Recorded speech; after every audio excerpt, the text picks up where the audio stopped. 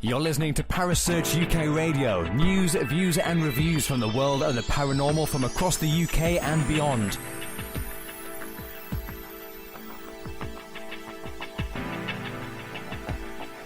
Find us on Facebook, Twitter and the World Wide Web. Parasearch UK Radio.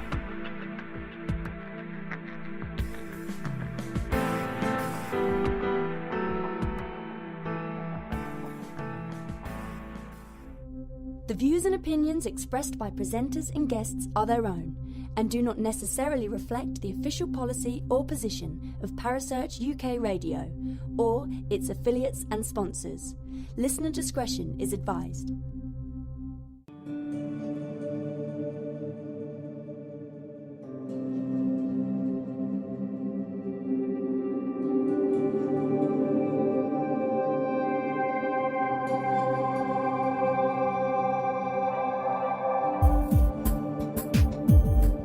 You're listening to The Spirit Dimension with your host, Kerry Greenaway, right here on Parasearch Radio.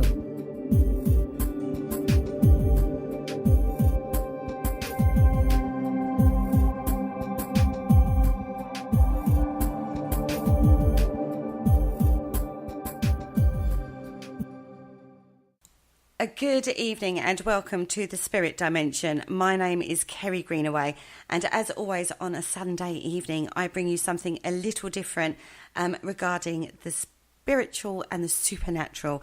Now my name is Kerry Greenaway, I've just said that bit.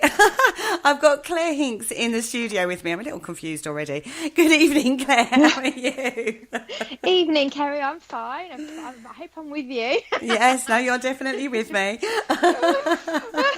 It's been a long day, all I can say. It's been an awful long day. Now, I've got an amazing guest in the studio tonight. His name is Mr. Andy Horner. Before we get into our topic tonight, and it is a very different topic to what we would normally cover on the Spirit Dimension, but as the show goes on you'll understand why we're talking about this. I want to bring a few statistics to you. Tonight we're talking about mental health issues in regards to depression and anxiety, and I also want to address this for the males out there. You men, we're doing a shout out for the men in the world. Now, 1 in 4 people are affected by mental health issues every single year. Suicide rates relating to mental health are 75% men and only 25% in women. Now, the commonest kind of mental health disorder in men is actually anxiety and depression, and that is in between the age ranges between 20 and 49 years. In the last 20 years, male anxiety and depression rates have absolutely skyrocketed, and this is an issue I felt that needed to be addressed. It's something that has touched my life recently. I know Claire has had these particular issues in her life regarding some of the men that surrounds her, and I know that Mr. Andy Horner has had some of these issues himself. So good evening, Andy. How are you? I'm okay, thanks. Thanks for having me. You're very, very welcome. So firstly, I know this is a very personal topic to you. Mm-hmm. When did you... Can you I'm going to say... you start us off with this. How did this occur within yourself, if you wouldn't mind sharing? Well, to be honest, I've had this since I was, I've been a child. And I was known as a naughty child who didn't want to go to school and got bad grades in class and things like that. And it's only recently I've sort of diagnosed myself. I mean, yeah, you are, everybody's naughty as a child. There's no perfect child, but not every children like school. But mine was a lot deeper than just not wanting to go to school. Mine was, I was known as shy. I was known as, naughty, like I say, not wanting to go to school, running away from school. So, I've had it absolutely. And I was petrified. I wasn't learning in class because I was too busy thinking about my anxiety is the teacher going to ask me a question? what am I going to do at break time? Who am I going to go with? There's loads of things, and that's where it stemmed from. I've had it since being a child. If somebody was to come and call for me, I'd hide. I'd hide in the wardrobe and tell my mum, don't tell them I'm out, tell them I'm not there. And you put all that on your plate, and your life is ruled by running away from things, but nobody was there then to make me understand what was actually going on. I've only recently I've figured it out myself. And it was the issues with mixing people, and then you think I'm alone, or I'm not mixing with anybody. I'm not learning in class. So your self-esteem's going down, and it can happen to adults as well. It's such a big thing. And so, like I said, I didn't have a lot of support when I was younger. The social workers were involved. My parents were constantly in a bad mood. I was being threatened to put into care by my parents because they didn't know what to do. I had to go to school, but I wasn't going to school. And there was no way, there was no bribe, there was no anything to get me to school. I just didn't want to be there.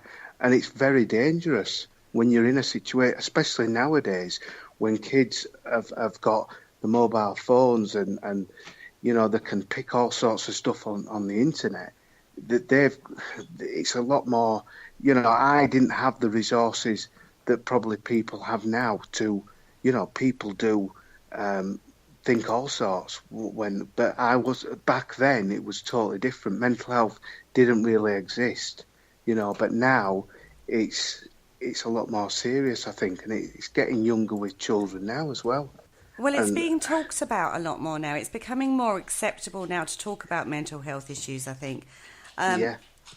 And people are more aware, aren't they? Yeah, there is a lot more awareness of it now, whereas like back in the day, you just sucked it up and got on with it. Yeah. You know what I mean? That was the attitude, wasn't it? It was like, you can't change it, suck it up, get on with it. You can't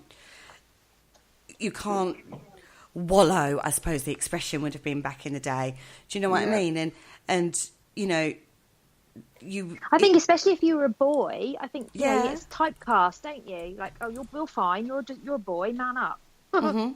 I think it's easier to be sympathetic to a girl, isn't it, in some ways, especially if you're talking about sort of teenagers as well. There's a lot of teenagers, there's a lot of teenage depression, isn't there now? And I think it's harder to be sympathetic, especially right back in the day, as we were saying. It's harder to be sympathetic then, wasn't it, with a boy? Come on, put yourself together. Yeah, man up. Wrong. That expression, man up. Boys don't cry. You have to be strong. You have to be, the man of the house. You have to, not show your emotions. And that's very stereotypical in the same way as girls used to be brought up, in ways of like, your place is in the home, you're in the kitchen, you cook, you clean, you have babies, you stay at home, whereas the shift has changed, hasn't it, for women a lot, because we've been encouraged to go out, and you can be whatever you want to be. You can go out and do the jobs you want to do. You can go out and do any job that a man can do. Do you know what I mean? Yeah. There's no restrictions really on women generally. I'm not going to get into sexism on this show because that's not what we're talking about. But the mindset has changed for women. We've become a lot more empowered over, like, all right, okay, if you want to look at it from a sociological angle, it started back from the war days. But in the last, 30 years, women have become so much more able to have those opportunities. But in that empowerment of women, do you feel then that males have been disempowered? They haven't had the same encouragement and the same pushes and the same breakthroughs that women have had from a mindset perspective, this is. Yeah, I totally agree. But, I mean, I think that as well, mental health services are so stretched as well. And I think that, I was talking about this on my page the other week, that we should be looking at if somebody is feeling low and maybe their mood is changing, we should be looking at this in a workplace And I think that a lot of people spend a lot. I mean, how much time do you spend at work? I mean, all right, maybe if people have got children and whatever, but I'm on about the men side of it. How often do they spend a hell of a lot of time at work? Now, the pressures at home, there's pressures at work, but I think that if you had somebody who was designated with a simple course, which I believe that Mind, the mental health charity, I believe that they do a couple of days at course, that the employer should have a member of staff that is trained, so that if somebody is struggling at work, that they've got somebody to go to. Because let's be honest, they go to so let's say that the really, the pressures are building up. They've got money issues, they've got relationship issues, they've got work issues, whatever it is. They go to the doctor, and you've got to pluck up a lot of courage to go to your doctor, especially for a man, because he doesn't want to cry in front of a doctor. I have, and I'll admit that to the world. I've cried and sobbed to a doctor, but that's not good. That's still not going to solve anything. It's that waiting list. So you do your crying to the doctor. You then the doctor is limited to what they can do. So they put you on a three-month waiting list, or they get the crisis team. Then you've got the pressure of, am I going to be sectioned? If I'm going to be sectioned, I'm going to what's my wife going to think? I'm not going to see my children. I don't want them visiting me in the hospital. Now, this is when it gets desperate for the man, because they think then, how do I get out of this? How do I get out of this? And this, do you know, it angers me, because I think that if they had, why are we waiting for it to get to that point where somebody is standing on the edge of a bridge thinking, what is my way out here? If we had somebody who can support them at work and just and I'm not saying that, your work's going to be taken up with mental health, whatever they may need half an hour a week or whatever it is. They may just be there for whenever they need them, just to talk. If they had that and they caught it early enough, it's just like anything. You don't wait till you're riddled with cancer and then you go to the doctor. It's about getting in there early, and the earlier you get help, the more of a chance you have of recovery. But the problem is, when you do go to a doctor or something else, the Western way of dealing with things like this tends to be chuck a pill at it. And that's not not necessarily the right way forward for a lot of people. Sometimes it's getting to the root causes of the problem, which comes through counselling and talking to people and working out what the real issues are and the triggers for those issues, and being in that safe place to express yourself and make you feel like it's okay to express yourself. Yeah, this is exactly it. I'm not a doctor, I'm not a counsellor, but people have come to me on my page, have inboxed me, and they've actually said, I'm obviously, I wouldn't show anybody the messages because it's personal to them, but they have said that I've saved their life. Now, whether that's just them saying that or whatever, I take that as, I don't celebrate with open arms, but it's, for somebody to say that to you, and all it is about talking. Has anything triggered it or whatever? And like you said, it doesn't have to be. Why are we getting to the stage where the doctor's throwing pills at you because you've got a 3-month waiting list, so we're going to have to put you on something until you get the help, right? The pills can make you suicidal in the first couple of weeks. Yeah. They can be a danger to them, and another thing is... there's side effects with everything, isn't there? There's side effects with everything, but what I'm saying is, then you've got... The old-fashioned one is, can you keep yourself safe? There's been so much pressure on families to keep them safe, while these pills kick in. And I think that it's just waiting too long in my... If they dealt with it earlier, they wouldn't get to this breaking point of suicide. I'm not saying that all suicide can be prevented, but it's all about the root cause. Like you said, pills may help, but what is the root cause? Why are people getting like that? I was absolutely shocked at the suicide statistics. I was shocked by that. 75% of all suicides relating to mental health are male, and only 25% to female. I was shocked. That's really high, isn't it? It's really high. Huge, absolutely huge. And here's another statistic for you guys: £115 million per year is spent on mental health research. Now, this is mental health on a general basis, not just depression and anxiety, just mental health across the board. That equates to £8 per person. Now, in context, cancer research equates to £178 per person. There's a massive difference there. And yet Do you know, that made me think, God, £8. That means £8. If something's up with me, you know, I should be able to go to my doctor, or I should be able to go somewhere and get the help that I need. And they just chuck, but they do. They just chuck a pill at you and say, I know. This will make you feel better. Yeah. So this is where there needs to be more awareness, I guess, and also support networks. You know, like there's so much more support than there ever was.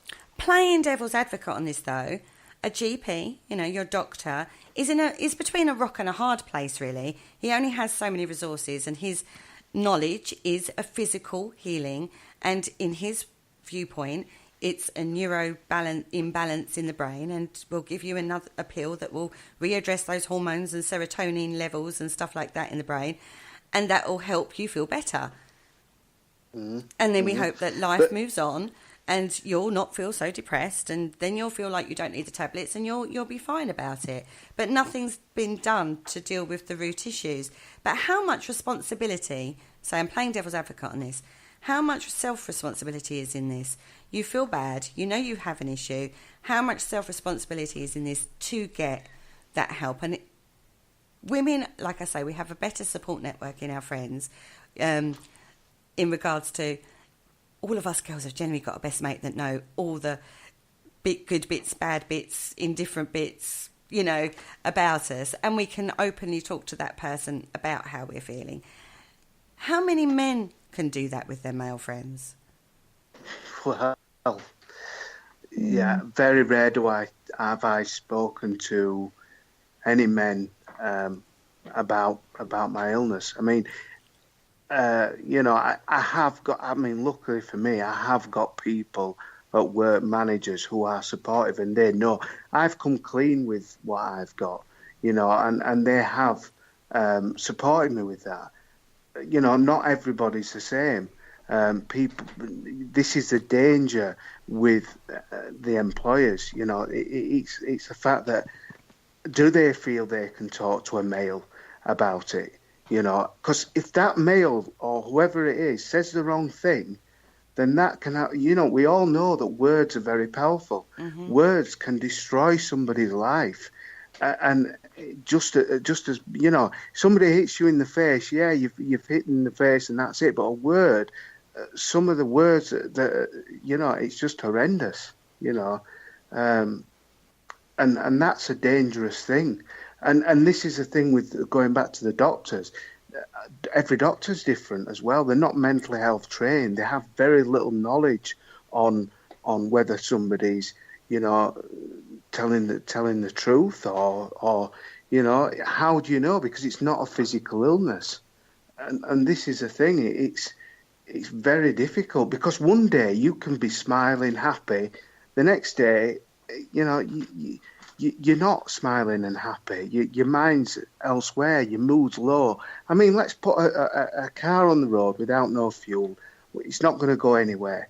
It's the same thing with depression. When you are, your mood has gone, your mood is numb.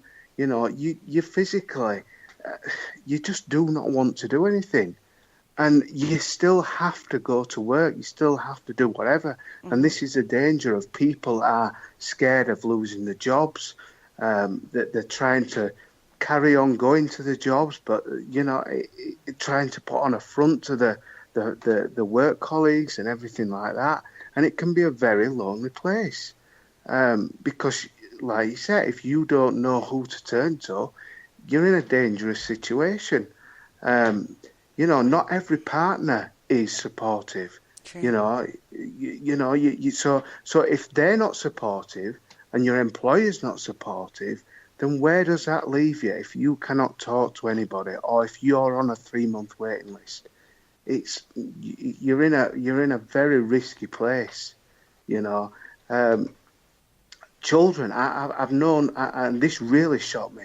A child the other day, 9 years old, took her own life. Now, I've never known, in my day and age, I've never known this. And she sent a simple text to her mum, saying that she was sorry, and you know, 9 years old, and it's getting too young. I think that I mean, that was a girl. I know you're on about men, but you know, he's so young now. Mm-hmm. And that's a scary thought. That's a scary thought. The pressures of society and culture around us at the moment are immense on everybody, not just male, you know, not just the males, but males, females, children. You know, the pressure is immense at the moment. Well, I say at the moment. I think if you went back to the war times, that'd be argue the point that it was quite pressurised back then too. But I think, you know, how we live today is very fast-paced. It's very pressurised. You don't get time to assimilate some of the things that happen to you. And some of the situations that happen are incredibly bad. Now, going back to adult male, more than children, because that's a whole different ballgame. I was looking at this and I was thinking, I'm no expert. I want to just put that out there. I'm no expert in sociology or psychology or any of these particular issues, but I've been thinking about this. In this day and age, in this society, broken relationships become more and more a thing. Mm-hmm. Yeah. And within that, there's usually the child factor. Now, there's an issue there that needs to be addressed. It's a whole separate issue. But I think this could be one of the fundamental points. When you have a situation of a couple that have children that then split, it has always been perceived that the female, the mother, is automatically custodised with the children. And the father seems to be pushed out. Seen as, he's got access, he's got rights, but it's not overly looked at. It is getting readdressed. Justice for Fathers has done some immense work in that way. But it has, again, led to a situation where a man feels very impotent, very disempowered in a situation because he literally can't do anything about it. He can fight and fight and fight, but there are situations there where he can't literally do anything about it, and yet he may have just as stronger feelings and want to be just as close and have that family life as the mother. Mm. And I think with that rise in society, that could be a factor why we're having a lot more mental health issues in men. Social media is another hugely powerful tool. We all use it for a very positive way, usually. However, we are also seeing a lot more of dissing the male on social media. Things like accused rape is being splattered all over social media, and men are being tarred with brushes that aren't necessarily a true reflection of what's happening. So this is where I start thinking, are the females disempowering the males and not allowing them to be who they need to be, which is in turn causing a lot more mental health issues? Because boys are traditionally not taught coping mechanisms in the same way that girls are as we grow up. And this is half the problem. Girls are taught emotional coping methods. We have it partly inbuilt in our DNA, but boys aren't. They're told to, man up and, get on with it. And their role is this and their role is that. Yet, what we're not doing is teaching the same emotional coping mechanisms to the boys. And they need it just as much as the girls. Yeah. Particularly when you are having these kind of situations. Well, exactly. Yeah, I agree. I mean, it's there is that pressure there, and like you said, there's so many things that like you said, the children factors. I've battled with that as well. I've been there, I know what that's like, and you do have very little rights. And again, a lot of that can have a massive impact on a man because he You know, back in the day, they were the providers. They were the man of the house, if you like. And when it's taken away from them, and depression as well, and anxiety, it makes them feel weak. It makes them feel vulnerable. And once you start feeling like that as a man, then do you think, well, I failed here now. How long will I ever get back to be? And it's a long road. And I think, you know, this is why, is it an easy way out? You know, this is why when people say, oh, they're selfish because they've taken their own life, but are they? We don't know why they've done that. We don't know what's been happening at home, what's been happening at work, what's been happening. And like you say, they are seen as they should be the man. They shouldn't cry. They shouldn't show their emotions. And crying, to me, believe it or not, is a good tool. Yeah. I will say to any man, and I don't care whether they're 6'5", get it out. You need to show that your emotions. Crying. My mum always said, have a good cry, get it out. And once I'd done that, you know, obviously you're not going to cure everything, but it's a lot of it is showing your emotions and dealing with it and accepting it, that you have a problem. That's the main thing to me, is accepting it.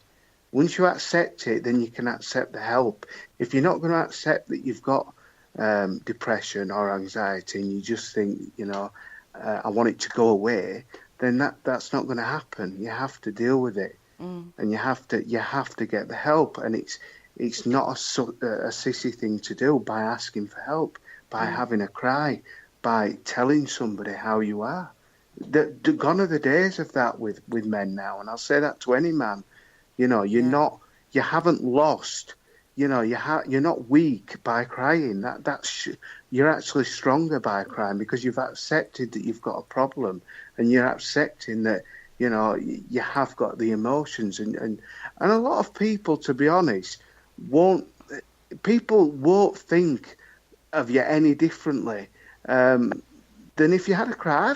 I've cried when I was off sick. I called into work, and I cried in front of my boss, you know, and he said, I've never seen you like that before. But I wasn't bothered, you know, because they either accept it or they don't. But I've accepted it. If they don't want, if somebody else doesn't want to accept it, that's up for them. But I've got the help, and you can live a near normal life. And another thing I just wanted to say is, have you heard of salt lamps? Yes. Yeah. Right. Now, we're going on about healing and things like that. Now, I've heard a lot of good things about salt lamps. I don't quite know what it is, but I've noticed that a lot of the females have come forward and said they use salt lamps. Not one man has said that, because men don't like candles. I mean, I do, right? But most men, if you say to a man, oh, light a candle on a night, they'll say, what? You know, I've been sat in my room with my friend, and I've lit the candle, and he's thought, hang on a minute, is he going to come on to me? It's like a romantic moment. Yeah, exactly. But candles are relaxing. They are a relaxing. It's just the same. I mean, you're going on about healing and things like that. Candles and these salt lamps, which I haven't got one myself, but I've heard really good things about them. They're amazing. Salt lamps are absolutely amazing. I could go into the science of that, but I'm not going to now. But what is it about them? I mean, have you got one? No, I have. And what they do is, when you gently heat salt and you've got moisture in the air, it gradually dissolves, and it changes the ions in the air. So from negative ions, it changes it to positive. I always get that wrong. It might be the other way around. But it readdresses the balance within the air. And that's why it makes you feel good. That's why they say go for a walk by a seafront if you're lucky enough to live by the seafront, because of the salt in the air. You breathe the salt in the air, and it helps to readdress the balances within the body. Now, shall I tell you another thing that I thought was a load of rubbish, right? Until I tried it, and that is sage. I burnt sage through. My house was very negative at one point. And people will remember on Facebook, all sorts of things were going on in my house. And it's an old house and stools were rocking. It was just really negative, and some days I didn't want to come through the front door, and it really got quite strong. And I actually burnt sage round the house, and these things, and I'm not just saying this, these things have gone. The negativity has gone, and it's unbelievable how different I felt. And I burnt the sage throughout all the corners of the room. I did exactly what they told me to do, and that was a good way of getting rid of negative energy. Well, this was the one of the reasons I wanted to bring you on, was to look at the spiritual ways of changing your way of dealing with depression and anxiety, rather than just chucking a pill down your throat and thinking there's no help out there. Now, women do this. They tend to reach out and try lots of different methods to make themselves feel better, whether or not that's a night out with the girls, or whether or not that's going to their local spiritualist church for comfort, whether that's, doing the spiritual healing method, going and having Reiki or crystal healing or something like that.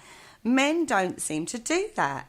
They don't seem to reach out into that way, and yet there are useful tools out there to deal with issues, mental health issues, in regards to spirituality.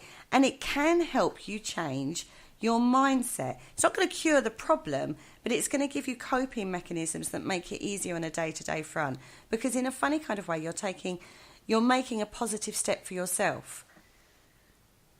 Because there is a negative connotation of just chucking a pill down your throat. Yeah. You know what I mean? Yeah. So there are positive steps you can do to help your own mindset by going, okay, so I've got this issue. First problem is recognising that you have an issue and addressing that issue.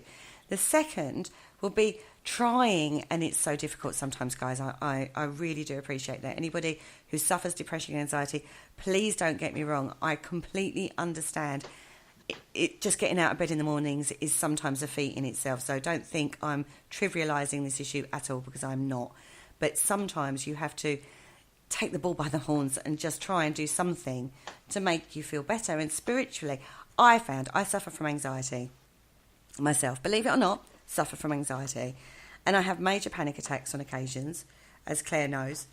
And because she's been there for me when I've been, oh my God, when I've actually had one of those panic attacks and I can barely breathe. And I addressed that by going into the spiritual world. That's part of one of the reasons why I went into the spiritual world. And I found it was really useful to just try and take control for myself and do something positive without just chucking a pill at it. How did you do that for yourself, Andy? Because you're quite spiritual. Yeah, I am. I mean, I'm not scared of trying things, and I think, I've always been taught. I mean, like you say, fears are a big thing, and you know what? People are so scared of fears, and I always second question everything. If I'm fearful about going out of the house or whatever, I always say, where's the evidence to say that something bad's going to happen when I walk out of there? And it's all, like you say, it's all about how you do think. I do like the candles. I do sit in the sunshine. I do the things that I enjoy doing. And that I know it's hard, because when you're depressed, you don't enjoy doing a lot, but you have to do them anyway, because once you do them, and do you know what a lot of depression is, and a lot of anxiety is habit as well. It's habit of, you've had it for that long. You've been in that. I'm not going in. I mean, people are very funny about going in a pub on their own, or going first into a pub, or going into a crowded room. People hide behind each other. And I would say to anybody is, no matter how much you don't want to take the lead, is take the lead. Take that step, because once you conquer one fear, and always conquer your worst fears, the little fears then will become a lot easier. And that's this is the way I have done it. I've actually done the things that I don't like doing in order for me to have a better life, because I could stay behind my door. I could not go out into the world. I could not I have run away from the neighbours, but then I think, well, what is the worst thing that can happen? And it's all about conquering your fears as well. It's hard to explain because for people who don't have it, for someone who does have it, they'll understand exactly what I'm saying, because you have these fears and you've had them for so long that they have become a habit to you, and you don't know how to. You've had it for that long, you don't know how to change it, and that's a lot of it as well. I don't like going abroad. There's a lot of people who have fear going on a plane. They just will not step on a plane, and I say to anybody, go on that plane. Don't. You start going for your worst fears, your smaller fears will become easier. Mm-hmm. And it's true. I mean, is any of you two scared of spiders? No, but my 15-year-old son is. Right, but this is it.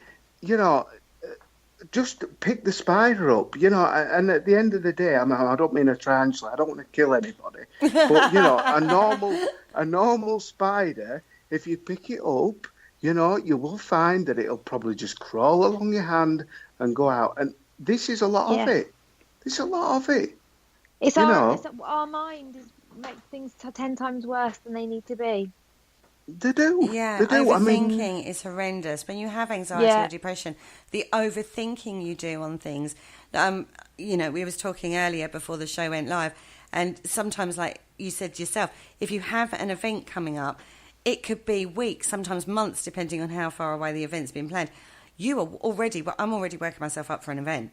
Do you know what I mean? Already. Yeah. And I'm thinking, God, what if this, what if that, what am I going to wear? Yeah. Even down to, well, if I wear those shoes, oh my God, I probably won't even have those shoes then. You know what I mean? Because it's so far away. Yeah. But it's those things that your mind just clicks onto that trigger. And it's those things that's the most exhausting part of this, I found, is fighting your own brain all the time. Yeah. Yeah. You're having to battle that brain, and you have a negative thought. And then you go, okay, no. And you pull yourself up. You go, no, I'm not going to think like that. I'm going to think something really positive. I'm going to change my mindset. I'm going to do this. I'm going to make a positive step. But then it will come back in. And it will keep coming back in. And it's exhausting for people. Yeah, it is. It's a constant battle, isn't it? It is. And another thing as well is the person who, people who understand, especially social anxiety, usually the person who has invited you, that's the person who you take it out on as well, because you said they are putting me in a situation that I don't want to be in. So you're very quiet with them. Well, I am definitely. You're very quiet with that person over the weeks coming up to the event, because you feel as that. And what really gets on my nerves is when they say, "But there's not going to be many people there." That makes no difference at all. Sometimes when there's fewer people there, it's actually worse, because when there's fewer people there, the attention is more on you. Yeah. Now, if it's a busy room, then you can slide away, you can mingle in with the crowd. And when people say there's not good, so and so, and you know this and you know that, if you're depressed, the last thing you want to do, and people will know that you're pretending to laugh. I've had a fake smile on my face for hours at a social event, and when you have that, you just do not want to be there, and you think they're all having a good laugh. They're not feeling low the way I am, and I'm having to and it's absolutely exhausting. It's awful. It's absolutely horrendous. Mm-hmm. So, so how I deal with it, just, I have all those thought patterns in the same way. I do lots of meditations. I do a lot of planning. I do lists galore. I do the work, obviously, depending on what the event is. If it's just a social occasion, obviously, you don't do the work because you can't. But, I do lots of those kind of things. So do you meditate, Andy? I don't, no. You don't? No, and I think that's a man thing. I will bet that there's not many men who do that. And I don't know why. I don't know why we think differently to women on that. So how can we bring then because women do seem to be able to get a handle on their depression and their anxiety in a lot better coping mechanism way, as we spoke about earlier, than the men do. So how do we bring men into that same place where it's acceptable for things like meditation and coping mechanisms and the salt lamps and the healing methods that you can use and the reaching out to groups and increasing, rather than separating yourself from society, you include yourself in society, in a way that's going to be helpful to you? Well, it's something that I have never thought about is meditating and I have thought more about the salt lamps, but I think the more that this comes in and the more, salt lamps, they're becoming a lot more popular now. There's actually a shop near me that's all they sell is salt lamps. Now, I think that new things are coming in, and I think it's going to come in time, but for men to mediate, I just don't think we're at that stage yet. And again, I don't know why. There has to be some evidence for me that this would work. I just don't see that as something that I feel would work for me. But again, you don't know till you try it. But I think there's a lot of busy depression. When you've got depression, it takes work, just like it does with any illness. If you've got a broken leg, you just don't sit there in front of the telly. They'll give you exercises to do. They'll give you things, to make you heal. And it's the same with depression. Sitting at home thinking about your depression is not going to do you any good. And I think you're right we need to try different things. But where are men going to go for that? Who are they going to go with? It's women seem to find it a lot easier to go to these groups, whereas men are, well, I can't ask my mate Tim down the road if he's going to go, and am I going to go on my own? Who's going to be there? And have I got the time to do this? And then, is it going to work? And there's all these things that go through your mind. I think the perception of the spiritual world is very much to blame for this as well. It is very women heavy in the spiritual world, and it is still very viewed from a general populace point of view. It's very hippie chick. Yeah. And when you think that, what's your image of a man when you think that? It's not a big, strong Jason Momoa kind of man, is it? It's a skinny little man with flares and flowers in his hair. It's not a very positive image, is it, of what we do, the tools that you can use. So we need to address that. These tools are very, very effective in helping anybody with life, just life, not just anxiety and depression that we're talking about specifically tonight, but life. And it needs to become more accessible to everybody and more, acceptable to try these methods, to help with so many different issues. I know one of my male friends, he was told to go and have Reiki healing. Just go and have Reiki. And he was told that by his doctor. His doctor was very understanding, clearly a different kind of doctor to anything else. He went and tried it. And he said he absolutely felt amazing afterwards. And he kept going on because that made him feel really good. Now, this is a footballer. This is a down the pub on a Sunday lunchtime, getting drunk with his mates after playing football in the morning kind of guy, builder during the week. You know what I mean? And he was like, told me to go and have Reiki. And I was like, yeah, go. I've been telling you this for weeks. Come on, so this do is it. Why, I love what you're saying, because this is why it's really good to find a doctor that's a little bit alternative, that is open enough to say to their, to their patient, go and try some Reiki. Or maybe you should try meditating and it will help with your panic attacks. An alternative, not have a pill, you'll be fine. No? Oh, I completely agree.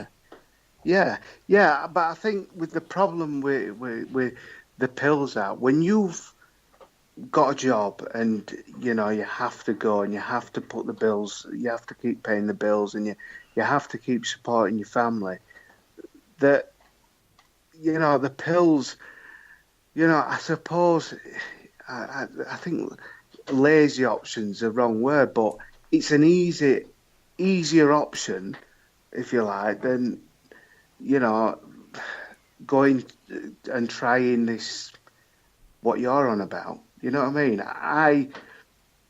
What happens if that doesn't work and that they are off work? You know, would it work? What I'm saying is, what is the? Have you got statistics on that? That does it? You know, is it proven to work the majority of the time? Because it's a new thing. It's new to me, and I don't know anything about it. But I know that antidepressant, if one doesn't work, then they give you another one. If that doesn't work, or they can add things to it that lift you, what they say is your serotonin. So, you know, that's... But like you say, like you just said, one pill from the doctor may not work. They'll just try you with a different pill. If that doesn't work, it'll try you with a different pill. Yeah. There are statistics on those, on set groups. There aren't any studies that have been shown to work in particular regarding anxiety and depression, but many people have said that that's what's helped them. At the moment, we haven't got those case studies, I suppose you'd call it, in place in regards to the spiritual front. And a lot of people go, it's the placebo effect, which it could well be, but regardless or not, if it works, great. If the pills aren't working, try a different method. Why not? What have you got to lose? If it's going to make you feel better, regardless of how that mechanism works for you, it's worth a try. Like you said, you'd try anything to make yourself feel better. Bearing in mind, surely that's a much better way than the statistic of 60% of males will turn to alcohol or drugs to deal with their anxiety and depression than females at this moment in time. So surely that is a much better way of directing people in a positive way than just going, there's a pill, go and deal with it. The male goes, that don't work, I'll have another beer. Or a whiskey this time. Or, actually, I think I'll smoke a joint. Or shove some white stuff up my nostrils. Do you know what I mean? When you start looking at the statistics on things that they have done statistics on, because again, the majority of men, well, 60%, that's high statistics, will turn rather to drugs and alcohol than they will go to their doctor for a pill to cope with these issues. So my cry out actually at this point is for all those spiritually aware women, start introducing your men into it. Start showing them what it can do for you. I know plenty of women that go on a regular basis and go for sound baths and meditations. You don't have to go to groups. You can do these things in your own home. You don't have to be mamby-pamby and go to these things and have the meat taken out of you by your mates in the pub. You can do these techniques at home on your own. That's the whole point of this, surely. Yeah, I don't think it's a sissy thing to do, but I think it's going back to sort of the classes, isn't it? The pregnancy classes and things like that. How many men do you see at those? True, you know, but then that's time, isn't it? Because generally they're during the day. Again, the male's out at work. The girls are on maternity leave because they're pregnant. Do you know what I mean? Yeah. But like, it's that man thing of, I'm not sitting in a class with loads of people and meditated and whatever. And I agree with you. You know, things. You know, you do. This healing thing, yes. I mean, relaxing music is absolutely brilliant. I listen to Classic FM. There's a lot of people, a lot of men who do listen to music instead of, you know, like you said, big banging music and things like that. It's gone are the days of that. That's not going to make you feel better. You know, the relaxing music. You know, I'm going to try the salt lamp. I'm going to try, you know, and I mean, where would you actually go for this? Where would you find out the information for it? I mean, you know, where would you go? Is it something on YouTube or what, for salt lamps? No, for this meditation and how you can just go on YouTube and get a guided meditation. There are millions of them on there. millions. You can go to your local bookshop and buy a book that comes with a CD about meditation. It's that sort of thing is readily acceptable and readily available as well. But you know what, though? It's training the mind as well, isn't it? You know, because not everybody... No, we're talking about men generally at this point, but not every man is in a place... A lot of men wallow, no disrespect to the men in the room, but speaking from experience and living with a man who suffered with anxiety and depression for years and years and years, he's much better now, but he gets himself into that state, and then we end up with the like you were saying about the alcohol and the drugs, not drugs here, but alcohol is a depressant as well. So if you're on a antidepressant, but then you're still in a place where you feel like crap, you're gonna open a bottle of beer or a bottle of wine or something, aren't you? Because that's what we do. We open a bottle of wine, and then that just have adds a drink, to it. you'll feel better. Yeah, that right. mentality, isn't it? It just adds to the lethal cocktail, doesn't it? It becomes a roller coaster. It becomes you feel better because you've had a drink, and then you sober up and you have the hangover, and it's a downer, so you'll have another drink or whatever. And you end up on a vicious circle, don't you? Vicious wheel.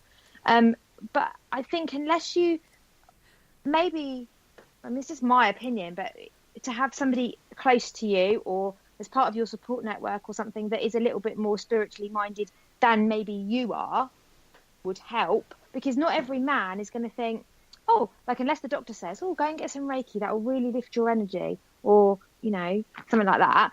You're not a man who isn't a spiritual man is going to think, I'll go and buy myself a salt lamp, that will help.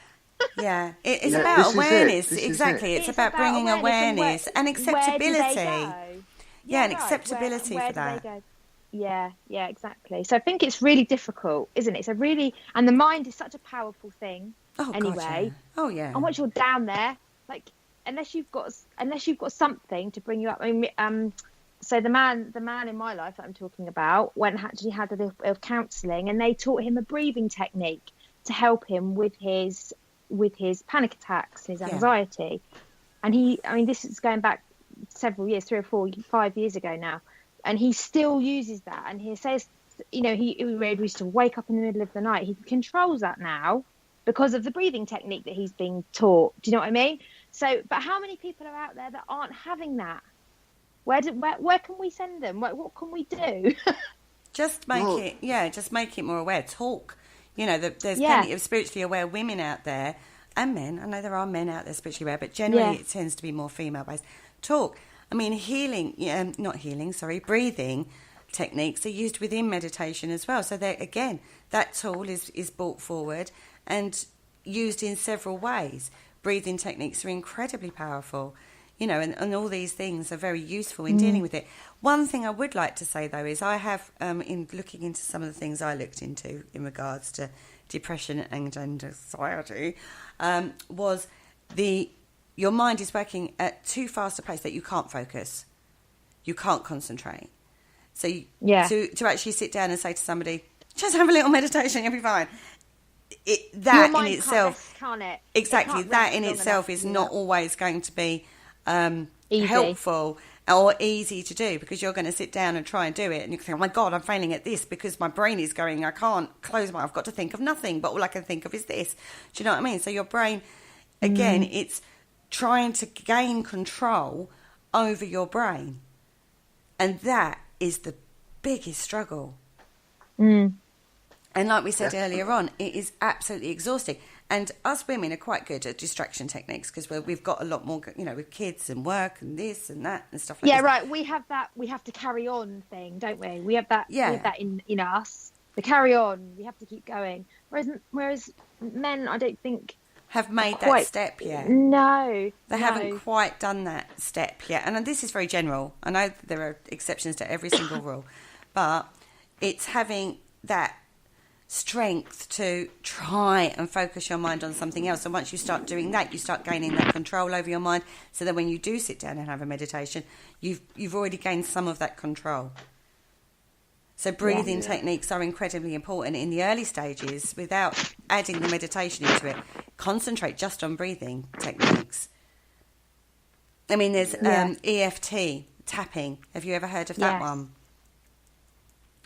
You tap certain pressure. You tap certain pressure points on your body. I'm not an expert on this at all. I've just come across certain tiny little techniques myself. I've been reading quite a bit about EFT actually lately, and it's really interesting. The results seem to be quite positive.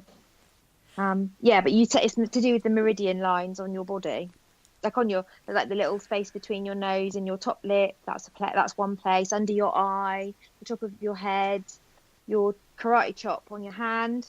And you're supposed to speak a positive mantra the whole time you're tapping. So actually, I could see how that would be really helpful for anybody who was having panic attacks. Definitely, to kind of rid them of the right. I'm not having this panic attack. I'm not having it. And talk themselves around. Think something positive. It's training yourself to do it.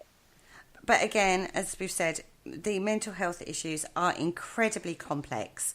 So and they're all different, Kerry. And they're all different. Yeah. No one's got the same triggers or the same way of dealing with it or the same life at the end of the day. We've all got different pressures and different life setups and different triggers or things that have happened that have caused these issues in the first place. So my advice is, first of all, reach out, talk to somebody, tell somebody how you're feeling. Secondly, do go to your doctor. You don't know what they might be able to give you. It might be a physical condition that's causing this. There are physical conditions that will cause a depression and anxiety within your body. It's well known within the menopausal for ladies. I'm sure there must be changes within male bodies that can trigger that as well. Talk to a counsellor. Go to a counsellor. And whilst you're doing all of these things, go and try alternative methods. Don't be scared to do that. That's really where I'm going with this show tonight. I'm not an expert. I'm not going to sit here and profess to be an expert. The statistics were shocking when I looked into this. I know Andy has been an absolute amazing advocate for male mental health awareness, which is why I wanted you on the show, Andy. I feel spiritual ways can help. They're not always the answer. They're not going to cure all, but there are methods there that can help. And I wanted to address this issue tonight. As I say, I've suffered from anxiety and recently a bout of depression myself, and it's not been fun. And it's been incredibly difficult with all the life skills and methods that I use. I've still found it incredibly difficult to gain some form of control over that. And I just wanted to get it addressed. And thank you so much, Andy, for coming on and talking to us about it. And keep doing what you're doing, because it's so important. So important. It is, really is, yeah. Well, we never know. We might have more men in classes and things like that. But at the moment, my personal opinion is I don't think we're at that stage yet, especially for men. And I think if a man's going to go, I think they're going to need the support from the female, partner or friend or whatever to get them into that. I don't think men are going to go on their own, but I wouldn't do it. But again, I can't speak for everyone, but I think that, if they're going to do something like that, involve a female or even a male friend if they want to go, but again, involve a female, and I think that will give them more encouragement, and then let them know what it was like. And ladies out there, make sure you support your men when they're telling you their emotions. Don't put them down. It's so easy to go, oh, you'll be all right. I've still got the kids to sort out, and look at my life. I'm really busy, but I'm okay. Do you know what I mean? Don't do that. Allow them to be open and sensitive, and if something's upset them, allow them to talk about that. And it might be a transference of emotion that they give you, like anger or going quiet on you, but give them that space to do that and help them. Give them the coping mechanisms that we've got. We don't always cope well ourselves, but we seem to be able to reach out in ways that males are not feeling like they can do at this moment in time. So, ladies, my call out to you is support the men out there. Let's start empowering men as much as we've been allowed to be empowered as women. And on that note, everybody, thank you. Our chat room has been full of men tonight, so thank you so much for joining us on tonight's show. Next week on Parasearch Radio, we have got a week full of shows for you. Again, as always, tomorrow night on the Parasearch UK Encore show, we talked about haunted objects, included a haunted toaster, believe it or not. On Tuesday, we've got the paranormal concept. We're searching all about the Knights Templar. That's going to be interesting. I believe we've got Norman Fay in the studio with us. On Wednesday night, we've got the Supernatural Chat Show with Sean Cadman and Haunted Histories with Penny G. Morgan. Then on Thursday, we've got the Spectral Zone with Kaz Rooney. Friday night, the Dark Mirror Show. And then next Sunday, I've got an amazing life coach with me called Lisa Michaels. Definitely tune in for that one. And on that note, I'd like to say thank you so much, Claire, so much, Andy, for coming on and helping me address this issue that I'm very passionate about at this moment in time. Thank you so much for joining me. Say good night, guys. Good night. Good night. Good night, guys. Thank you. Thank you so much. We hope you enjoyed. Thank you for listening. Don't forget to join us for more shows throughout the week. Find us on Facebook, Twitter, and the World Wide Web to keep up to date with all the shows right here on Parasearch Radio.